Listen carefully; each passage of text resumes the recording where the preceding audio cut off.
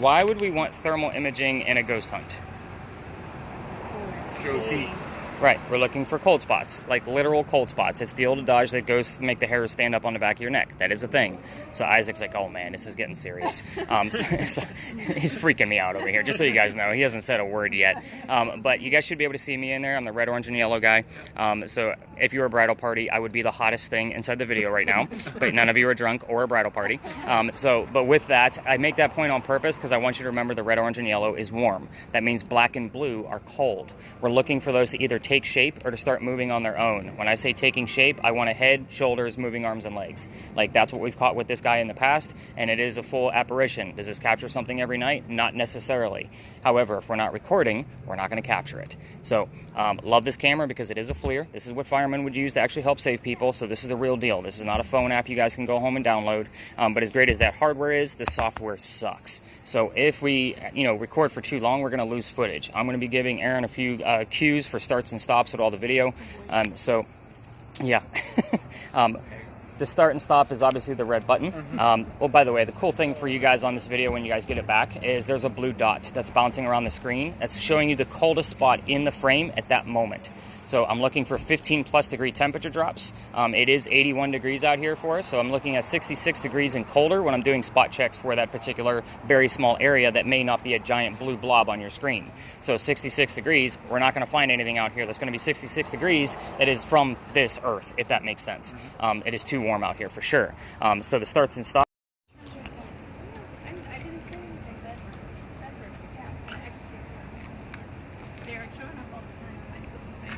No, because then we'll be out here till 4 in the morning.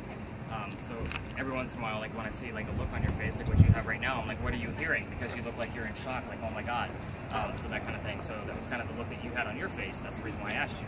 But anyway, welcome to an empty parking lot. Congratulations, you made it. So this obviously used to be relevant to the history of Charleston. Disclaimer again that there are vehicles in here. People will be coming in and out of the lot. Just be mindful of your cameras. But this used to be the Eliza and Charles Pinckney mansion. So their mansion actually sat in the front of this space, facing East Bay Street. Eliza's garden was lined up with the restaurant you guys ate at dinner and came all the way across. And we are standing in the servant and slave quarters for the home. So that's the layout of the land. Communication devices. This is where I start withholding information. I am not going to be giving you questions like what color was George Washington's white horse, like what we did over there with the big red barn. You'll get the answers from your spirit boxes.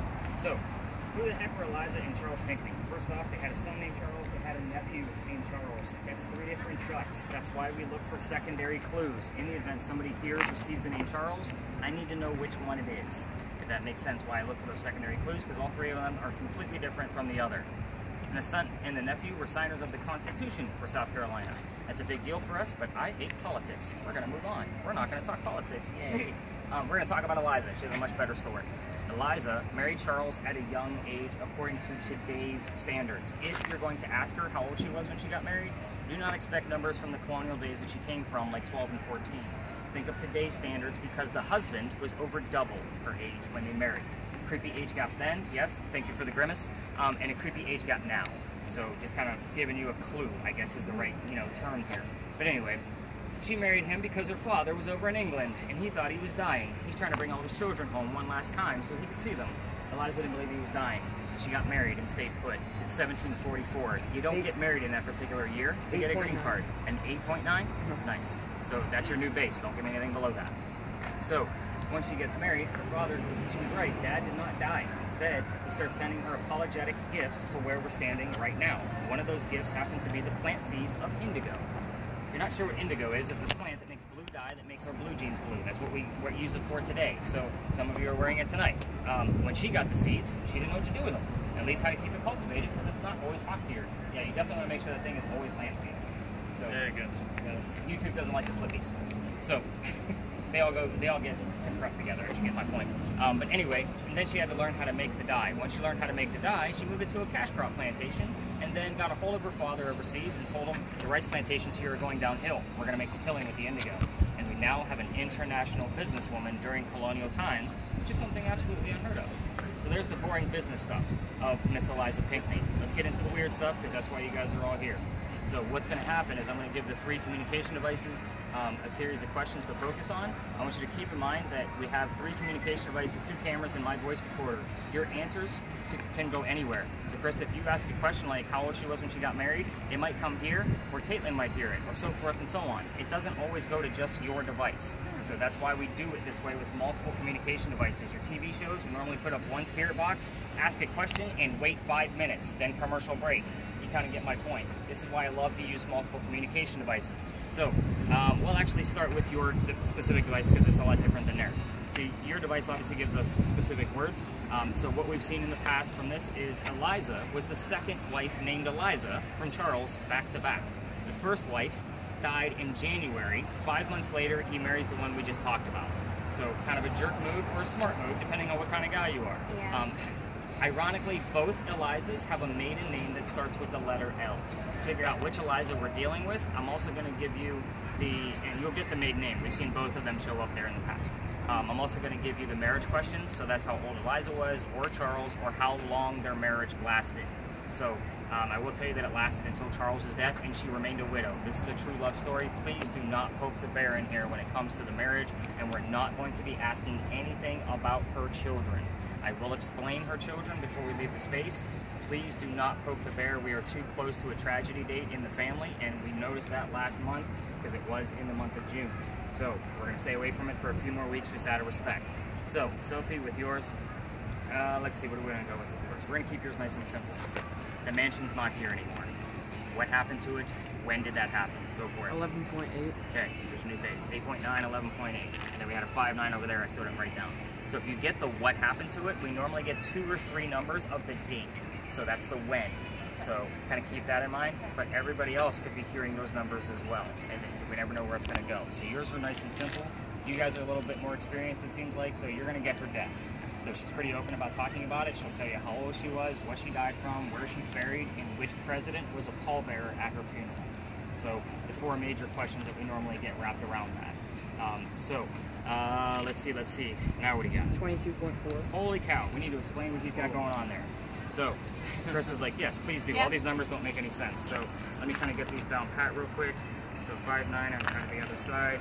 So we started off with 8.9, 11.8, and then what was the next one? 22.4. 22.4. Thank you. Apologize probably to that at the beginning because I've had a lot of weird stuff happen to me, so I feel like I'm just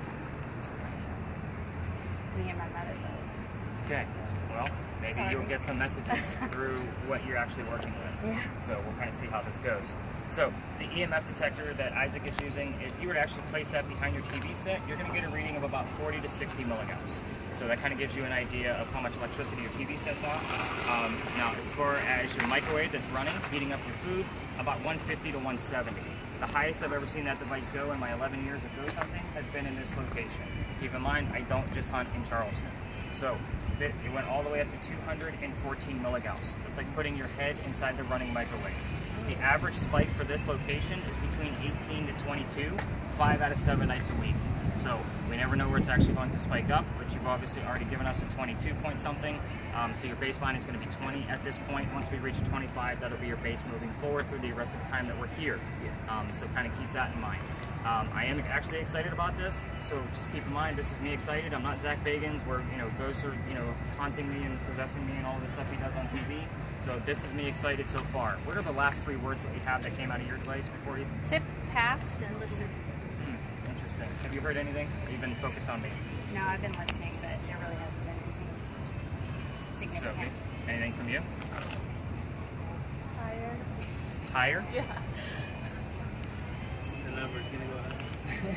Yeah, it could be. It's kind of a vague stretch, but we'll take it. I like how you're piecing it together.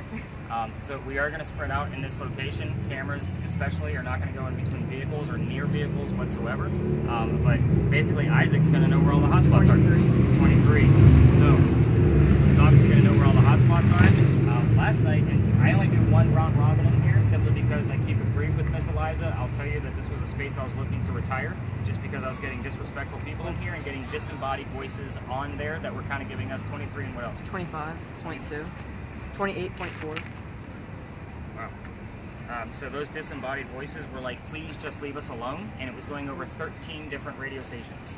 Obviously, I have the software to be able to analyze. 35.9. Holy cow! So you need to listen in. Quit listening to me and crank your volume up. Okay. 35.9. So that base is still going to be 25 for you, Isaac. So, of course. But yeah, I actually gave this space a little bit of a rest for a few weeks, and then kind of came back and said my piece. And I decided to, every single night before I meet up with you guys, I cut through here and I just let Eliza know how many people I'm bringing, and I kind of rattle off your names. So that way it's kind of an introduction before you guys even get here. It's the only space that I do that with because of the amount of respect that I have for it. I know it's just an empty parking lot to you guys, but I come here every single night envisioning the mansion that was once here. So, I say we spread out, let's have some fun. Isaac, let's see if you can get anything higher than 35. I don't think I need to actually work with it. 38.3. Of course, now I get something else higher. The only problem with me getting these readings back here is we're in the servant and slave quarters, and there's no record of the servants for the Pinckney Mansion. So again, it's not that I'm not excited about it, I just can't prove anything in the event somebody hears something. Yeah.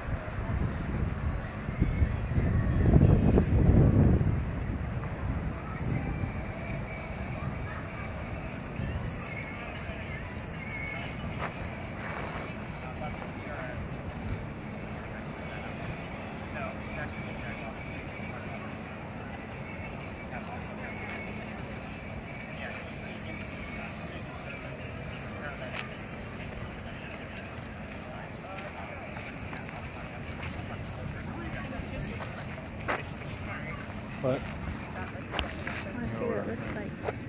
Okay. Okay. Yeah. So the blue is the buildings? No, Or the part of blue the is the buildings? top. See, the black is the Oh, top. yeah. Got it. I see.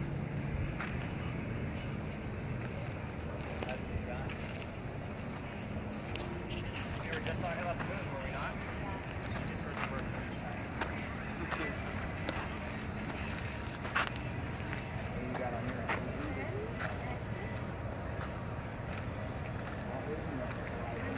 Watch the car.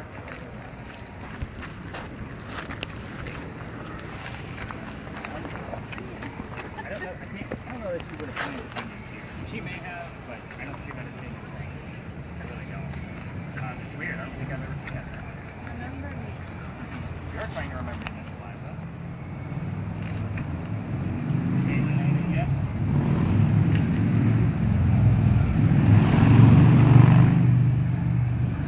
Sorry for rushing us back here again. I just took my way to get picked by the car. I think we definitely spread out. I want to see what else I can get. Yeah, I just got remember. Yeah. We are remembering this, Eliza. You gotta tell us what you want us to remember.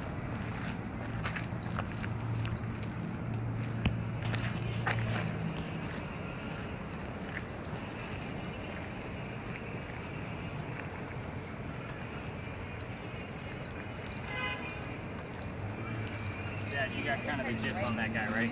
Yeah. Nice, easy, slow movements. Yeah. Anything blue that takes shape. Mm-hmm. I love that damn camera. I wish it gave us more. I really do. Yeah. I'd probably get a good, I would say 5 or 6 pieces out of that a year that are undeniable. Ghosts walking towards us or walking by. Walking through. That's interesting. Some of the cold spots I find can be pretty ridiculous. You know, some of them are 40 to 50 degrees colder than. It's weird that you gave this to me because I use a FLIR camera in my work. What do you do? I do solar energy, so we look Nice. at the solar panels to see if they have any breaks in them. Nice. So different heat signatures come from them. You know what's funny is whenever like the higher tech stuff, I Yeah. normally have a knack for picking. Like last night, the gentleman I gave that to, I want to say he was a firefighter. Yeah. I think I gave it to his kid. Yeah. So he was I very. just got 122.2. Okay. Yeah, that's about time to call it. Where did you get that at? It's like right In the middle over there.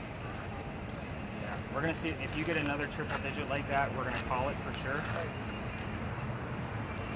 It's kind of weird for a space with no electricity, right? Yeah.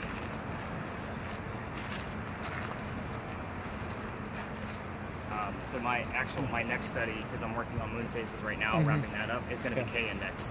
So it's kind of odd that, we work with FLIRs, because K-index to me is if I start looking at it, I can probably see where it's starting to influence what we're doing out here. Yeah. And the K-index for us tonight is very high. Like, it's at a 6. Mm-hmm.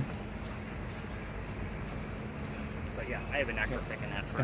And the EMF detector that Isaac has usually goes to an electrician. Yeah. So that's usually the other knack I have. Because they're like, oh, I know exactly what this is. I'm like, well, let me give you one that actually looks more like the one you have then. Because I have several. Yeah. Let me follow up with these spirit boxes and we'll probably wrap this one up. Do you want me to stop videoing? Nope, or? just keep going. Okay.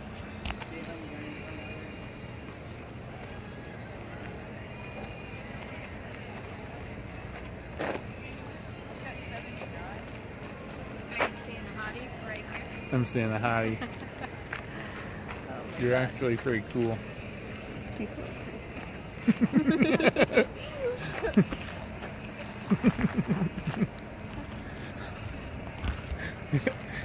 Dude.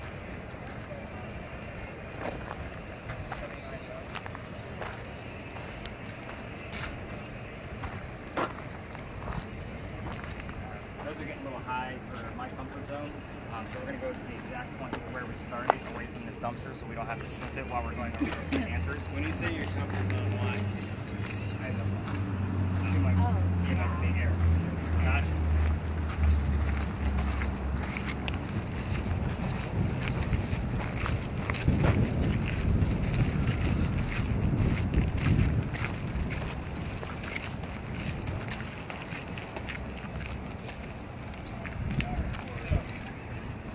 Kind of cover some of the answers while we're over here and show you how this actually starts to piece together, or kind of give you a basic gist of the rest of our locations. So keep in mind, you may have also gotten bleed over from Big John's that we just missed in real time. It's only a block away, and bleed over is, I know they're from different centuries, but we could have had thinking mansion stuff over there and vice versa, and it just could have been crossing over. The next location we go to, it's actually what I'm expecting and hoping for, because we're not going to be able to spread out like what we're doing here. So it is an alleyway, and we're going to go in there and stir some things up and move on to the next space across the street in hopes that we get things from both pieces of history. So again, it's usually how it works over there, because again, it's very staple that those four stops, so other people might actually be in there. That's why we don't spread out. So got all the way up to a 122 point something. I wrote it down, but that was kind of already like normally 2 triple digit numbers, and I usually call it. That 214 that I told you earlier about, I didn't even do this portion here. I gathered everybody up and we were out of here. Again, I have epilepsy. That's not going to be something I play around with, a neurological disorder, if you get my point. So again, we're in a space with no electricity, and he gave you something as high as what your microwave is on. So that kind of shows you why I get a little uncomfortable with that. So got a lot of you heard remember me, and remember, like, I think you guys both heard it. We were here today. Yeah, it's really weird. It's almost like they remember you right under that tree right there. Yeah, so they're remembering you. Let me talk about moon phases real quick before we really get into the history. And Chris is like, man, this guy's getting a little nerdy and techy on me. We do have a full moon tonight, which most of the perception is that a full moon actually creates more paranormal activity than any other moon phase. And I'm going to call that BS right now. I'm actually getting ready to launch my next podcast episode, which is a study of 110 of these investigations, because I do keep track of your moon phases, and I do have a scoring system to show how active every investigation was. It'll be in your data sheet tomorrow morning when you get it. You can stop your recording. Okay. You don't have to keep holding it up. Gather around. There's a little video clip I want to share with you. This was taken at the old jail at the close right now. Oh my God. I think that's bringing people. What's that? It's like they had a chihuahua.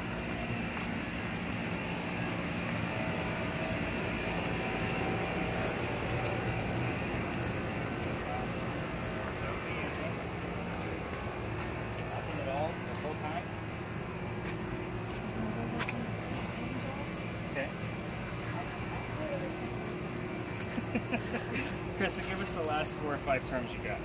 Collaboration, wishing, freedom, prepare. Bruno? Freedom. Freedom. Yeah. Prepare. I don't have to write yours down because it's doing it for me. So yeah, now you guys can see why I told you, like, be discreet with your recording. So you guys got the gist of it. So, but welcome to Philadelphia Alley.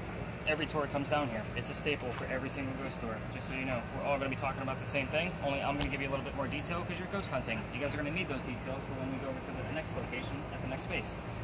So when another tour comes through here, because that's as far as we're allowed to go, by the way, they will exit this way.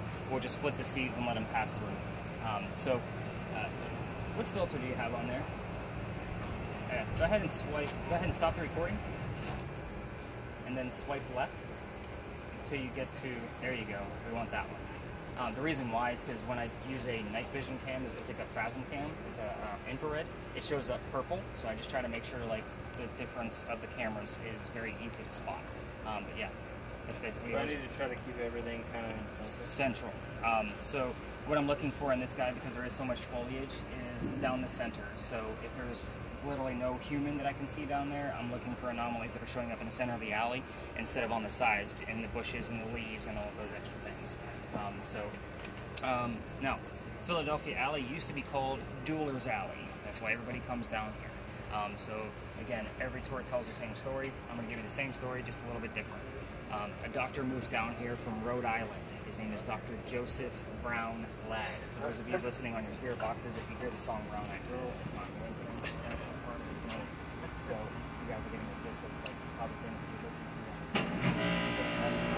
Anyway, he's down here because he's supposed to get married to his fiancee Amanda. Amanda just inherited a bunch of money from her dead parents, and she has an attorney helping her out with all of this cash. The attorney thinks that Dr. Ladd is just after Amanda's money, so he tells Amanda, get rid of the doctor. So he comes to Charleston to prove that he's not after her money. And yeah, I don't do jump scares either, just in case you guys were wondering what those large groups are doing all up there. That's what they all do.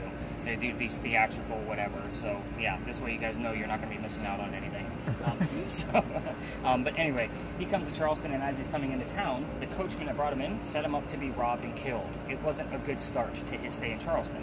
Somebody was walking by. His name was Ralph Isaacs. So when I seen your name on tonight's list, I was like, woo, we have a connection. We'll see if it actually occurs.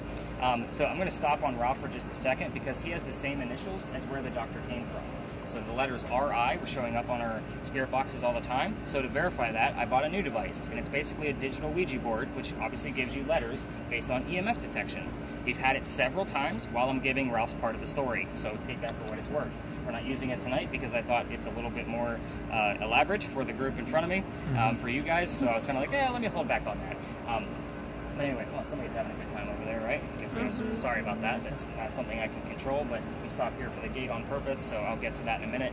But anyway, Ralph tells the doctor, dude, you don't want to stay here. I know this guy. He's going to try to kill you. Come with me to 59 Church Street, and you can rent a room from some friends of mine, and you'll be safe to go. The doctor took him up on the offer, and they became friends. The longer the doctor stays here, the more money he's making. So he's proving his point that he's not after Amanda's money. And I'll pause there while they actually pass through. So just watch your cameras, please. Tally, you're actually upside down. Handle's got to be up top. So you want to stop the video and flip it. That's done. It looks fine on your end, but when I put it all together on YouTube, it's going to be upside down.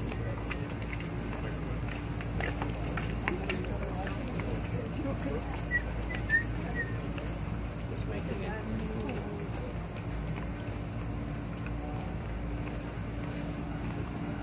Now you guys can see how large a normal ghost store goes to, and why I only go to half of that. Anyway, back to Ralph and the doctor. They became friends. Again, the longer he stays here, he's making more money, and he becomes known as the Whistling Doctor because Amanda's going to be moving down soon, so they can get married because he's making his own money. He's proving his point. So this is also called the Whistling Doctor. You can Google it, and this is the story you're going to get. But every ghost tour that comes down here tells their guests, listen for the whistles. The beauty of us, we have 2 video cameras and my voice recorder. Not to mention 2 spirit boxes that may give us the word whistle and the word doctor right after it. We've had it several times. So if the whistle's going to be there, it's going to be on the audio of a camera or my voice recorder. So kind of keep that in mind. Back to Ralph and the doctor. They go see plays together. They can't sit next to each other because the doctor makes more money. That's the way the hierarchy works in Charleston. So they talk about the plays on the way home. One night they go see Richard III. They're talking about the new actress that was in town. The doctor thought she was great, but Ralph didn't. So they start arguing, and then Ralph starts insulting the doctor's fiance back home in Rhode Island. It gets very ugly. They go their separate ways. Ralph has friends here. He goes to his friends at the newspaper, puts an ad in the paper telling the whole city of Charleston what he thinks of the doctor. Kind of he's a disgrace to society kind of thing. Doctor saw the ad, but rebutted with, let's go to Doolittle Alley. We're going to settle this once and for all. Keep in mind that this whole argument started over an actress. So, it came down. They turned, the doctor pointed his gun in the air, and he shot. He didn't want to kill his friend. He just wanted to have the courage and bravery to show up to the fight, which is often what happened. However, Ralph has his one bullet in his flintlock. He puts it in the kneecap on the doctor. The doctor doesn't die, but he drops to the ground, and Ralph proved his point. He's not willing to forgive. Doctor's friends picked him up, took him home to 59 Church Street, where he dies 10 days later after refusing medical treatment. Why did he refuse medical treatment? He's a doctor, and it's 1786. Gunshot wounds were a lot different back then. He probably just tried to bleed out the lead poisoning himself. So, like I said, every tour will tell you to listen for the whistles. If you're going to try this on your own and try to go through the whole alley, and listen for those whistles on your voice recorders from your phones, just keep in mind every local knows this story. Anybody walking up and down Cumberland Street or Queen Street throws a whistle down the alley. I do it every single night, and half the group that just walked by us did the exact same thing. So there's a reason why I actually got kicked out of here. So there's a reason why we only go down halfway. Let me kind of get into that. And Chris is like, that sounds like fun. Nick gets in trouble. So the alley didn't always go all the way through from the way we came in. There was a wall there because this is where they kept the livestock for the city of Charleston. So this, obviously they had to keep them all penned in somehow. So that means the bricks on the other side are older than the bricks we're standing on. Those are sun-dried bricks from slave children. There's one full handprint down there and fingerprint swipes in other bricks. When I first started doing this, as far as the tours go, I would take my groups all the way to the end and kind of show them off because we all need to see how far we've come from slavery. I don't care about the diversity of my group, we all need to see it. However, that brick, I treat the same way I do a grave. That's the last place you're going to find him. So, everybody always wants to try to stop and do something with one of the devices that I'm handing out. And November 26th of 2020, my entire group of 10 was huddled around that brick, waiting for something to happen. I'm trying to shoo them along because I know nothing's going to happen, and it's outside the kitchen window of the beautiful mansion at the end of the alley. I'm just trying to be respectful, not realizing that I was out of bounds for tours. The new owner of that mansion came out screaming. My daughter thought it was great because her dad's getting yelled at and she's at work. So she's all about it. We moved on. The next day was Thanksgiving. I don't tour on Thanksgiving simply because I worked in upper management for Walmart for a good part of 20 years. You can all understand my pain that I will never work another Thanksgiving in my life. However, the next day I called my partner that I had at the time and I told him what happened. He said, dude, you can't go down that far. You're only allowed to go down halfway. So go down halfway or reroute the group. To avoid the whole situation, I decided I'm going to reroute the group. But I told my party that night, because it's Black Friday, I'm sold out again, that I don't believe in the next story. I'm a vampire guy, not a pirate person.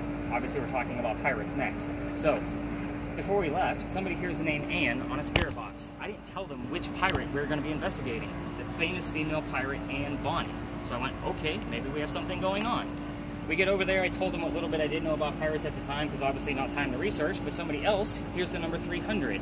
I don't know what it means. I write it down, I do the research. We were there November 28th of 2020. Anne Bonny's trial for piracy, November 28th of 1720. We were there on the exact 300th anniversary of her pirate trial. Now for some of you giving me that look like, okay, I could see that, I was actually pretty pissed off. Here's why. I told you, I'm not a pirate person. I have a master's degree in creative writing and English. I need facts and data even to create fiction. The problem for me for pirate stories, it's based off of pirate lore, which was written over 100 years after the events actually happened. So I've read more books on pirates, trying to make sure what we're going to be discussing is going to be legitimate for a paranormal investigation. Worst case scenario for you guys, you're going to learn a lot about pirates that you didn't know before, but it is a hit or miss location. Last night we actually did okay over there, but there are other nights where we don't get anything. That's why I kind of combined this one with that one. You may get things on your spirit boxes and EMF detectors based off of this location, but hopefully it's going to be mainly from Anne Bonny. Before we leave the space, because I know it's very hot down here and because it's really condensed, is the gate behind me. There's a reason why I fight to get this spot every night. Not everybody knows why this gate is here. Remember that the alley didn't go all the way through from where we came in. In the event there was a loser to a duel, this was the shortcut to get over to the cemetery on the other side of the wall. Otherwise, they'd have to go all the way down the Queen Street and then double back to get over to St. Philip's Cemetery. So this was kind of what I call the death gate. So the word death and gate have shown up here in the past. That's kind of how I nicknamed it. I'm like, all right, we'll take that. Just keep in mind that the wrought iron probably wasn't put there until the early 1900s, just based on the ironwork of it. But you can definitely see that the archway was part of the original wall. So it's just an interesting little fun fact about Charleston that nobody really knows why this gate is here, other than it's basically an easement for the church. So, you guys ready to learn about some rated R pirates and get out of this hot alley? Yep. Nobody got my punny? Nice. So my daughter would have been having a ball with all of my bad jokes. So.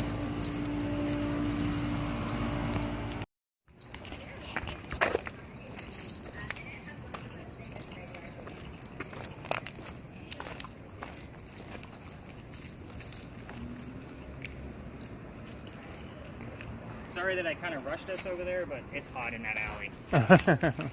Like I seen Sophie's face and she's just glistening, and I'm like, yeah, we gotta get her out of here. Did we hear anything, see anything since we've been in the alley? Heard anything while we were in the alley, so forth and so on? When you're in the alley talking about how he dropped to his knees, the song lyrics said, "Drop it, drop it." Nice. Did you get in there? Was he there? Pretty vague, but we'll take it. We'll see. I mean, I'm not going to count it as evidence, but at least it's something to add to the list to see if there's anything that's making a full sentence, and then drop it. Is that same building? It is. All right. So EMF detection in here, Isaac. So I'm only excited if you get things here on the back half of where we're at. The closer you get to the front half, we have the 2 electrical poles that are going to make it go off, plus the parking meters on the other side. So it's been weird because we don't normally expect a whole lot. This is not the Pinckney Mansion site, but lately we've been getting little spikes of like 10 to 12. So I'm like super stoked about those. So every tour comes through here as well, but they look at the same building we are, but a little bit differently than what we're going to be doing. So we're going to be looking at the powder magazine. That's the building with the crosses on it. Those are not crosses. Those are earthquake bolts. We talked about our big earthquake here in 1886 earlier. But earthquake bolts, if you're not familiar with them, they're turnbuckles. So it looks just like that on the other side. If we have another earthquake, they can tighten them up, and it'll tighten the building so it doesn't incur any further damage. That's basically what they were designed to do. It just doesn't work. It's a great idea. It's just horrible in design. So the reason I bring those up is because it's part of the reason why we're here. Those earthquake bolts were the first set that Charleston ever put in, because that's the oldest government building in South Carolina. So it was finished in 1713. Now, this year of that is particular because it was being constructed at the same time that Anne Bonny came here to start a new life. This is something familiar to her. This is why we're here. We don't have many buildings this old in general, but this one is specifically is just relative because I hate to put it this way, but it's part of the routes of where we're allowed to be, and it's something relevant, as she said, to be seen here all the time. The building took 10 years to build. Does that sound like our government? Small building, 10 years? No, not at all. I'll answer for you. But the history of that building actually, or the history that we're going to be discussing, starts right in the middle of that construction. Try to follow me on some of these twists, because we are talking about a female pirate, and it can get a little, I guess, sketchy. So, in 1708, a young lady moved here by Anne Cormack. She came here with her father and his mistress. The mistress is Anne's mother. Is everybody with me so far? Yeah, I just got 7.8. See? Now I'm excited. So, 7 point. Remind me to write that down. So anyway, I slowed down on that part because it's going to get even more twisted. The 3 of them are running away from her father's angry wife. So how mad was she that they had to leave Ireland and come here by boat? I'm just pointing that out. So Aaron, be nice to your lady. She'll kick you out of the country. It might be to Canada, but she'll kick you out of the country. Anyway, they land in Georgetown. It's just between us and Myrtle Beach, so you guys don't have to stare at that building the whole time. I know you guys are all like turned back. I'm like, this is really weird. I'm talking to everybody's back of their heads. But anyway, so Georgetown, Dad bought a plantation, and Mom dies pretty quickly. That means he's sending young Anne down here to be able to sell anything from that plantation to help keep things afloat. Hence the familiar building. Going back to Ireland, Anne was said to be a badass even at a young age. At the age of 7, 8, 9 years old, remember it's pirate lore, nothing is ever going to be perfectly exact, that she killed a servant with a knife to the belly. So we have had servants, knife, and belly all show up on different spirit boxes, communication devices, without the other 2 people knowing what's going on. So take that for what it's worth. Fast forward, the building's done in 13. By 1715, Charlestown is getting pirates. They're passing through. Anne is pretty stoked because she's going to fall in love so she can earn her freedom, just like a man. The first guy she falls in love with, and yes, I said first because there's a handful, that's what makes this story so interesting. We're going to discuss them all. First guy is James Bonny. You already see where this one's going because we mentioned her pirate name already. Now, James Bonny is not, well, he's not very much approved by her father, so they ran away to Jamaica and they got married. When she gets down there, she realizes that he's not Captain Jack Sparrow, like what she was hoping for. This guy turns out to be a privateer. He's a spy for the British. He's a coward. This isn't who she wants. She wants a badass pirate. So a few more years go by and she falls in love again. This is John Rackham. Everybody calls him Calico Jack. This is the guy they based your Johnny Depp character off of, just in case you were wondering who this guy actually is. He has his own crew, he has his own ship. Anne wants to be part of the crew, but you can't put a girl on a pirate ship simply because it's bad luck.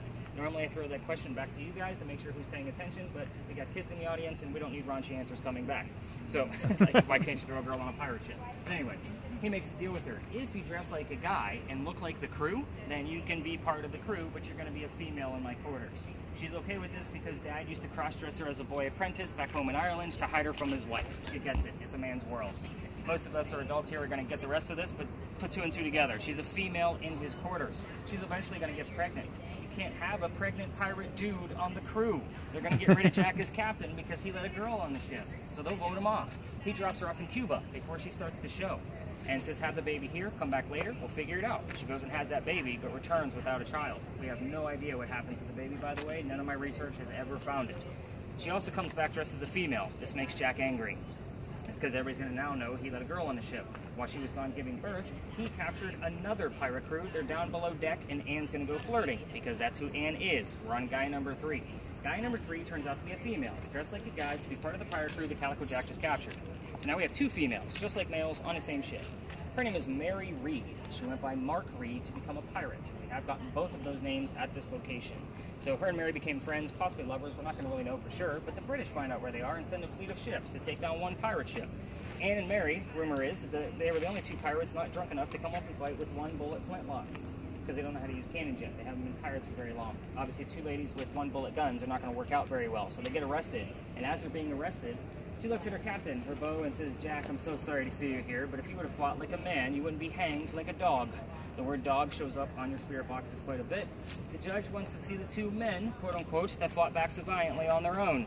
He's already tried and hung Calico Jack and the drunk pirates that wouldn't fight. Anne and Mary go in front and reveal their gender, that they're female, and the judge doesn't care. They're still pirates. He's still going to hang them. We plead our bellies, was what they shouted out to him, because you can't hang a pregnant woman in 1720. It's illegal. So he sends them both back to jail and delays the hanging. Dad is still up here in South Carolina with his Irish money. He bails out Anne and brings her home. She remarries. That's husband number 2, but guy number 4, because we're going to count married because we don't really know. She has 4 kids, dies at the age of 84. Very abrupt ending because we don't know much about her after her pirate career. Mary Reed dies 5 months later, in April of 1721, from whatever pirates die from in a Jamaican jail. You can use your imagination because most books will tell you something very simple like it was a fever. I'm going to say BS, we're talking pirates, let's make it romantic and call it scurvy. Why the hell not? So here's the things I left out of here for all you communication device people. And I'm not going to assign questions. This is not a prominent English woman. You don't need to tiptoe around, poke the bear a little bit, get the answers we need. I left out the name of her parents. That's the father and the mistress. So I left those out on purpose so you had something to work with. The name of Calico Jack's ship, the city where she grew up in Ireland, and the color of her hair, which is red. That's I just got red right before you said that. So it's because she knows I'm going to have you guys ask that damn question. Got to remember, I'm out here every single night. These ghosts know I'm coming. Do not be surprised if you also hear my name or see my name in this location. It shows up in one of 3 ways. I guess in relativity for one of 3 ways. There are 3 different nicks tied to this area, me being one of them. So it can come up. I just need a secondary clue so I know who it belongs to, whether it be me or one of the other 2 nicks. I'll explain that if we get that and before we leave the space. Keep out of the way of the other tours. We're lucky enough to where there's no vehicles, but we are going to spread out. Isaac, you already kind of have your rules. So you got a 7.8 earlier. Am I correct on that? Yeah. Have I screwed up anybody's name yet, by the way? I think I have you all down pretty good. All right, perfect. Taylor and Yeah, Tyler, yeah. Did I call you Tyler?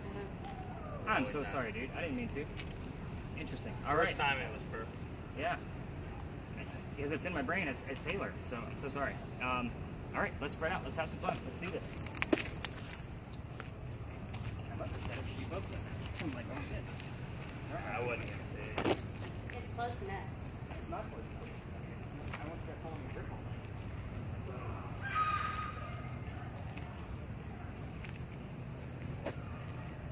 Oh, those are the trees.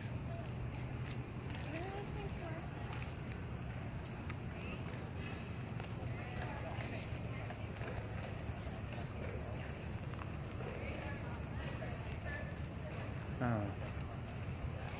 I think it's hard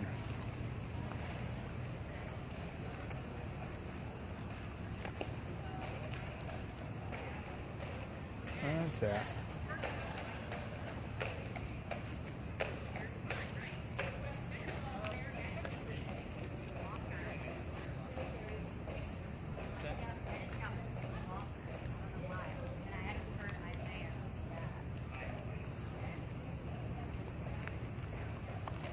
And they keep playing Karma as a God. That song by Taylor Swift. Karma.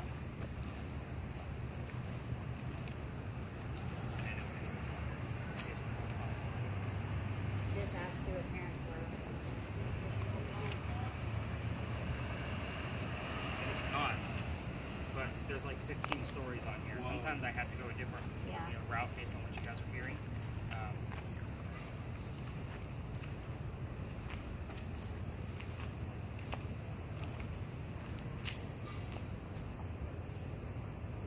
Yeah, I'm correct. Just had to verify myself.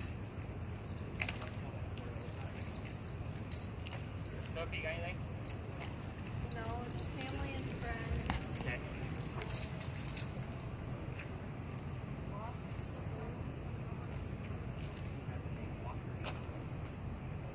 I have the name Jaden. Yeah, it's a little too new, right? Yeah, I'm not going to count that for 1700. Yeah. Anything before that, Krista?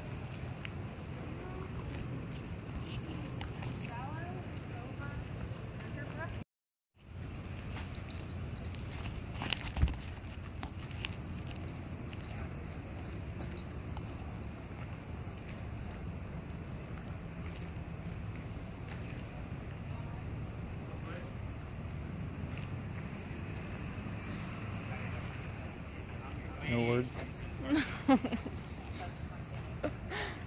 I'm sure they'll have a connection sometime.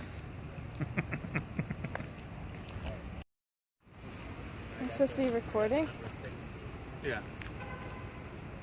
Are you recording? I didn't tell. No. Yeah.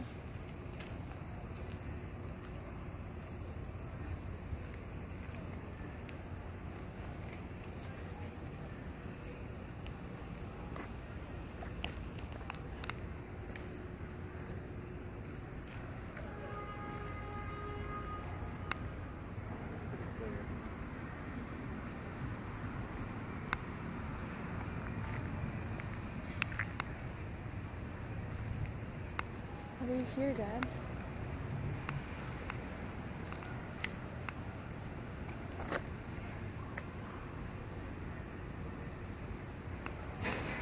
You have bad hearing. Do you have bad hearing?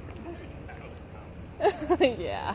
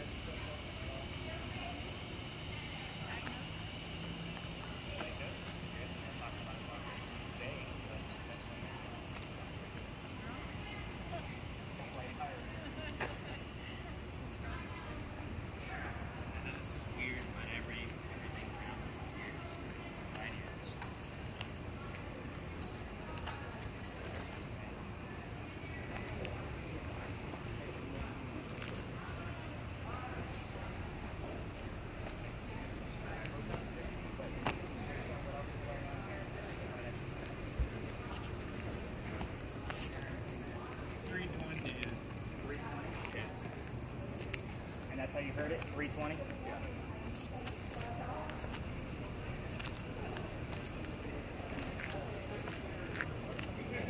Interesting. So yeah, now you're just a videographer. Yeah. I think it's just funny that the two ladies gave them up to give them to the guys. And the guys have given me more than the two ladies have all night. I can't focus on that long. It's hard, isn't it? Yeah, because it's like static and then you'll hear something and you're like, wait. What did it what's say? that? Yeah, it's always yeah. your first instinct. What did I just hear? Normally when I get called to a team, that's the reason why. Because what I'm able to do is hear calls. I don't care what model we throw at me or what speed it's on, I will get out of it. Because I don't want to know the history when I go into a team. Like, don't tell me anything, I'll Yeah. give you what I thought. Oh, now he's going to take it. See what you can hear. It's hard to like hear it.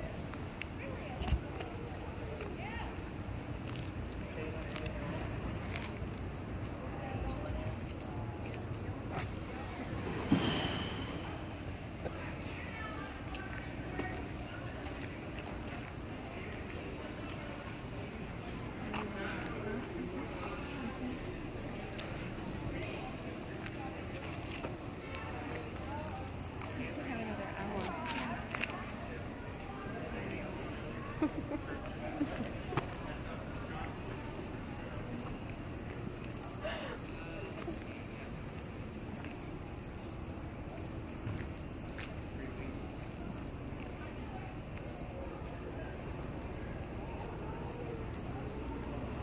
Isaac, what are you hearing?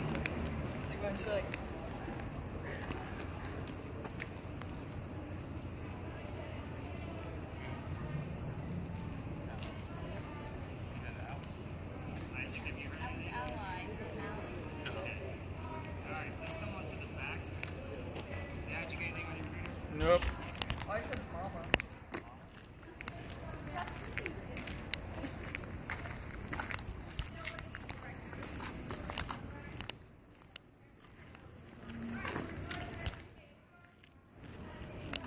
Here's what I think is going on here. So, Taylor, come on back because you're going to want to hear this. So Taylor heard the number 60 twice, and then you heard the name Walker coming out of that. It has nothing to do with the pirate history that we just talked about. Tell it because I kind of let them have it because it kind of gives them something to show. But there's a sign across the street at the cemetery. It says there's no ghosts here but the Holy Ghosts. So we did get that word church as well. We do get a lot of religious terms when we're over here near St. Philip's, but it could be just a, hey, this is what it pertains to. So the sign says there's no ghost here simply because they don't want guys like me trying to recreate what actually happened. So here's how it goes. 1888, a young lady dies by the name of Sue Howard Hardy Walker. Wait a minute. No, Sue Howard Walker Hardy was her full name. So she heard the name Walker, and she died on June 16th of 1888. So you hearing the number 60 could be possibly 60.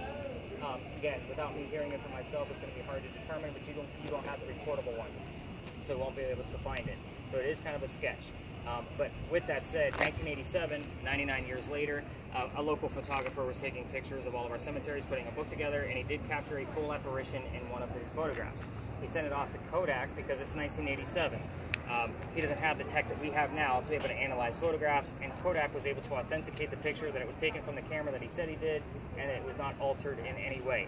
So every tour will tell you about this photograph. Part of the reason why I don't show it is because the photo is cursed to females. So again, you guys have to remember that this is what I do for a living. That's what those guys are doing at night as their side hustle. So the photograph is said to be cursed to females, that if they handle it, even in a digital format, that they get the same symptoms we talked about at the beginning. So headache, nausea, dizziness.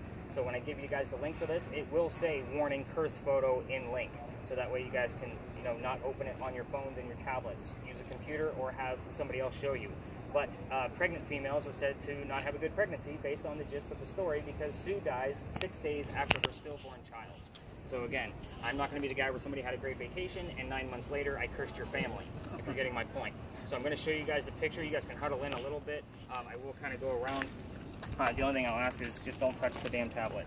Again, the photo's cursed. Let me find that picture. Again, I don't tell this story every night until things start to show up and looks like she just wants to stay away. So here is your full apparition. That's the picture that he took, and then you're looking at a woman praying over her own grave with a baby basket sitting next to her. So when you look up for guys like me that study, like, hey, give me the top 100 best apparitions ever caught, this is usually at least in the top 100. So again, very distinctive picture, but they're like handing this picture out from their phones on the other tours. I won't do that. I don't want you guys touching, handling it in that way. So obviously Caitlin is uncomfortable with seeing it, so she's going to stay over there. But you guys get my point. Got to cover the answers for the pirates, and then I'm going to tell you about the next location. So Caitlin, you can come over now. The picture's gone. What we're going to be doing at the next location is a little bit different than what we've been doing. So you guys may be familiar with this. I don't know about you guys, but we're going to be doing the Estes method. So the Estes method is basically where I'm going to take two people. One will be blindfolded and have noise-canceling headphones over their ears with a spirit box, and they're not going to know the history of the location. So when you guys were kind of hopping this around, I was seeing like who is going to be the best candidate for this, and I'm going to let you guys decide based on who that is, because you're going to be the person that's going to be blindfolded, and then the person on this end is not going to be blindfolded, but they're going to have a VR head cam using AI that's going to create images based on the magnetometer inside of my phone around us. So it is a new enhancement to the Estes method. Those two people are not going to know the history of the location, so that way they're not going to be looking for specific things. I'll tell the other four people what's going on with the history of that location. It's like a 5-minute spiel because it's the new location of the year. I don't know everything yet. And then we're going to go back and talk to the person from your team as if they're the ghost that we're trying to hunt down that is blindfolded. So right now that person would be Isaac because he's holding the spirit box. You guys can decide along the way who it's actually going to be. But I'm guessing it's not going to be you, Sophie, because you I'm not really super great at this. But it is an interesting experiment for sure. And then of course the SLS camera will be filming the entire thing, and the two people that are going to be under aren't going to know the history until I give you your data back the next day, unless of course some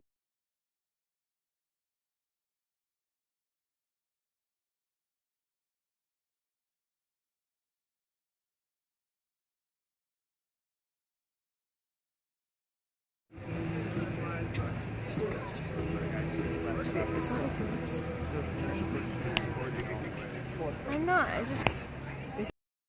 and he died 9 months later. That camera is upside down. The camera always has to be on your left. Sorry. So it's okay. You guys are going to have a bunch of upside down videos. Stop the recording if you're recording and then start it back up again.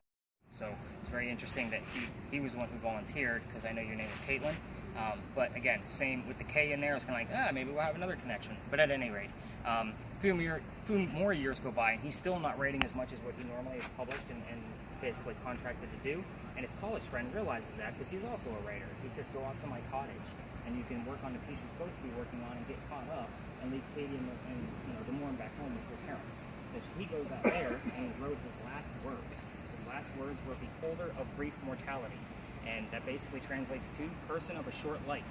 And then he coughs and it lands on the page in a blood stain and he dies. Had tuberculosis.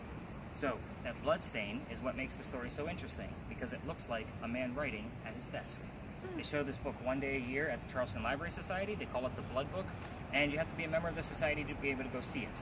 However, the internet is beautiful. I'm going to show you the page, and then we're going to hopefully go make contact with Mr. Timrod and see if we can get out of Isaac over there.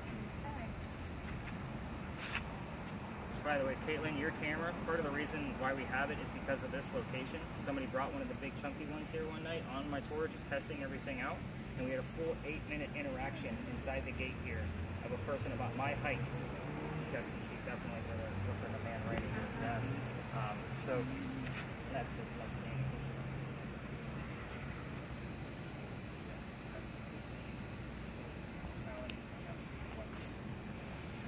So, but when I say 8-minute interaction, that's where we got the, if you're Henry, please raise your right hand. And he raised his right hand. The only way he disappeared was because the only female in the group that night went to the side and offered her hand to be shaken, and he disappeared, and we never got him back.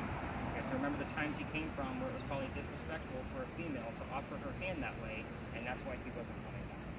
So, it's very interesting how this all goes down. I'm actually excited that nobody is actually here with us tonight as far as other tourists go, because this guy's pretty shy and timid. It usually takes me a minute or two to get him to start to come through and start piecing everything together.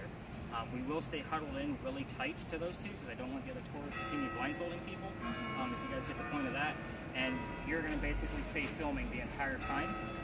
So with yours, Miss Sophie, I mean, you can film anything, because they're going to want a clear picture, which is why obviously we're using, your particular camera. They're going to have their skeletons in there, but at least it'll be a much clearer picture than the glowing, blobs on her frame. So I stop it. Yeah, you'll stop it for now. Leave. Take that. Gone. Who do we have here with us? Love. Can you tell us the first name, please? Move. What is your first name? Wood.